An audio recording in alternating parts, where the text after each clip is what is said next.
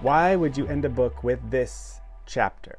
I think that would be a question that a lot of us should ask. That's what I asked when I read chapter 27, the last chapter of Leviticus. Let's look and see what this strange chapter is doing right at the end of this great book. Leviticus 27. The Lord spoke to Moses, saying, "Speak to the people of Israel and say to them, if anyone makes a special vow to the Lord involving the valuation of persons, then the valuation of a male from 20 years old up to 60 years old shall be 50 shekels of silver, according to the shekel of the sanctuary.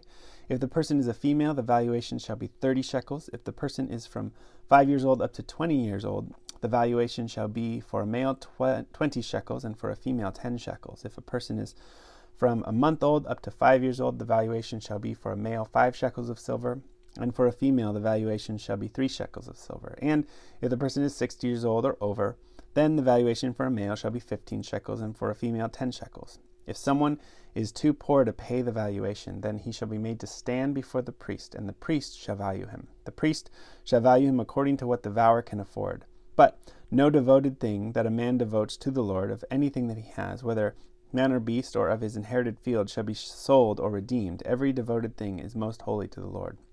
No one devoted, who is to be devoted for destruction for mankind, shall be ransomed. He shall surely be put to death. Every tithe of the land, whether of the seed of the land or of the fruit of the trees, is the Lord's. It is holy to the Lord. If a man wishes to redeem some of his tithe, he shall add a fifth to it. And every tithe of the herds and flocks, every 10th animal of all that passes under the herdsman's staff, shall be holy to the Lord. One shall not differentiate between good or bad, neither shall he make substitute for it. And if he does substitute for it, then both it and the substitute shall be holy. It shall not be redeemed. These are the commandments that the Lord commanded Moses for the people of Israel at Mount Sinai. Okay, so we could have probably stopped last week, but this chapter 27 is the final chapter of Leviticus, and it poses a lot of questions for me. Why is this the final chapter, and what is going on here? A lot of questions I have. What is this about making a vow, a special vow to the Lord? And why are they valuating people based on money? And it seems kind of crass and awkward, especially for us today, that you're assigning different amounts of money to different people. What the heck is going on there? And then, importantly, the word shifts from a vow to something devoted. We'll get into that. But these things devoted, okay, so something that's devoted to the Lord, which really means it's going to be destroyed, can't be redeemed back. But then, it says, even if people are devoted, what is that? Is that about person sacrifice? That doesn't seem right. And then it starts getting into the tithe and not substituting for it, or if you do, you're going to add even more value to it. And okay, lots of going on here.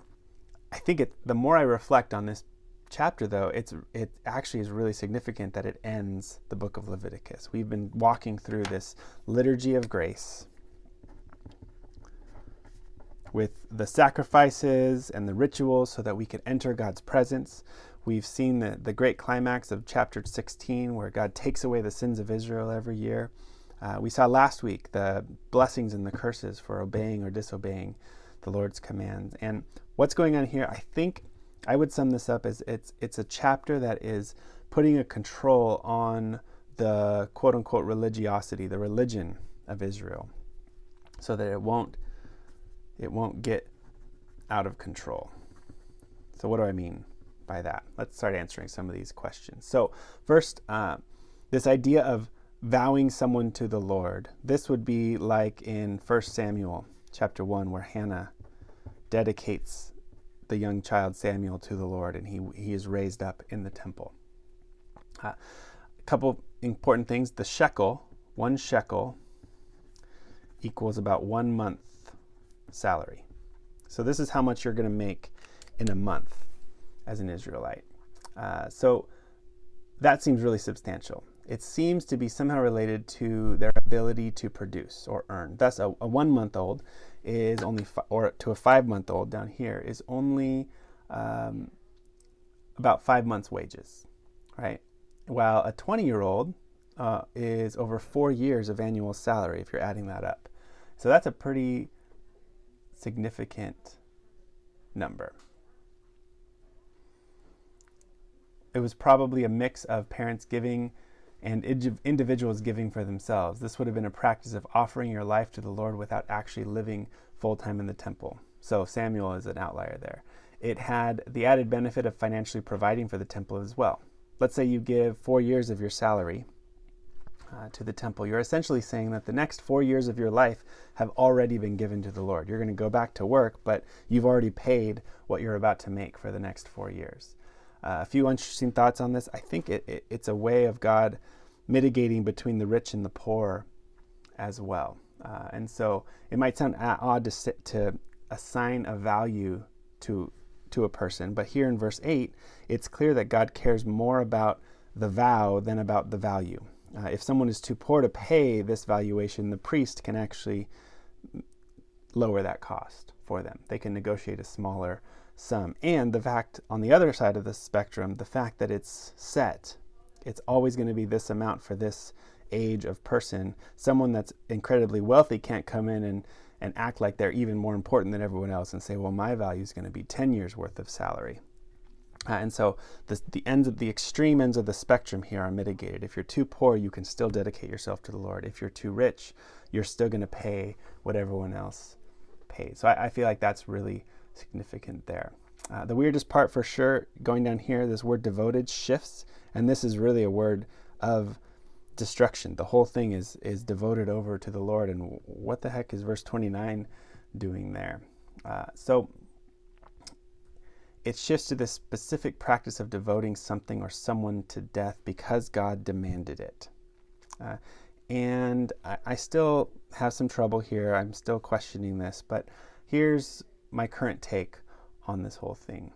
Perhaps this was stopping a practice of quote unquote buying back. Again, this would target mostly the rich. If you had committed a sin and under capital punishment were devoted to death, God has decreed that you're supposed to actually die because of whatever you did. You committed murder or something like that. You can't just pay a hefty bribe and buy yourself back. And so it seems maybe a little odd. It shifts really abruptly from this kind of religious sense of devoting yourself to the Lord to now, if you're actually handed over to death because of capital punishment, because of the laws of the Lord, you can't just buy yourself out. But you might be able to see how maybe it makes sense within this context. Again, the wealthy can't abuse the system here. They can't just buy themselves back. And so it would stop this practice of devoting yourself, and with the animals at least, it would stop the practice of devoting an animal and then changing your mind last minute. With a human, God never once demands human sacrifice, so this has to be talking about something else. Finally, a quick thought on the theology of why this chapter is at the very end of Leviticus. It almost feels like God is saying that as the people obey all of his laws, as they follow God into the land, God is going to bless them so much, see chapter 26, that they're going to actually want to start devoting themselves to him. They're going to start wanting to giving their children to the Lord to be raised up in the Lord. They're going to start giving more of their money out of gratitude to God. And all of that is well and good, and it'll help the whole system flourish. But he ends with this chapter essentially saying that's great, but let's make sure it doesn't get out of hand. And here are the regulations to make a pledge to the Lord in a worthy manner. And there's some stopgaps to make sure that the rich can't abuse the system and the poor aren't left out either. So all of this kind of, in a way, it ends in a very practical way. Here's how the religion is going to maintain itself, and here's how you're going to both give to the Lord and not let things get out of control. So one final recap. We saw at the very beginning of Leviticus, nobody could enter the presence of the glory of the Lord because the cloud had descended on the tabernacle. God gives this liturgy of grace so that the people can actually enter God's presence. The dwelling place of God became the tent of meeting. And that's been the thread throughout this entire book.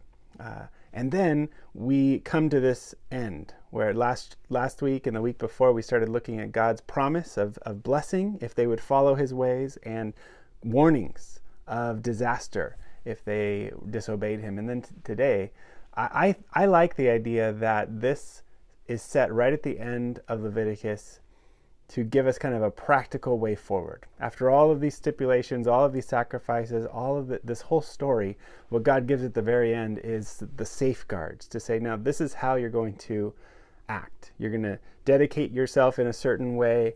The rich aren't going to abuse their power. The poor aren't going to be left out. There's a way that this whole end chapter kind of gives a note of practicality to the whole thing. And maybe there's more. I'm sure there's more questions as well. And I'd love to hear questions that you have about this chapter. And since we are at the very end of Leviticus, I'll just wrap up with this. Have I convinced you that Leviticus is an awesome book? Have I convinced you to love Leviticus in the same way that I do? I don't know. I would love to hear from you, though. God bless.